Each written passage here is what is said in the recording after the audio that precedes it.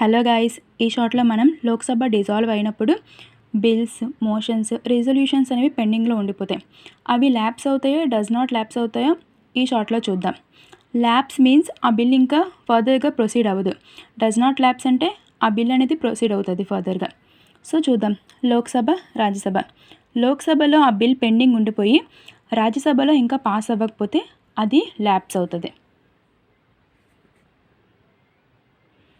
అదే లోక్సభలో పాస్ అయ్యి రాజ్యసభలో పెండింగ్ ఉండిపోతే అది కూడా ల్యాప్స్ అయిపోతుంది. అంటే ఈ 2 కండిషన్స్లోన ఏదైనా ఒక బిల్ పెండింగ్లో ఉండిపోయి రాజ్యసభలో ఇంకా పాస్ అవ్వకపోయినా, లోక్సభలో పాస్ అయ్యి రాజ్యసభలో పెండింగ్ ఉండిపోయినా ల్యాప్స్ అయిపోతాయి. అంటే ఇంకా ఆ బిల్ అనేది ఫర్దర్గా ప్రొసీడ్ అవ్వదు, రద్దయిపోతుంది.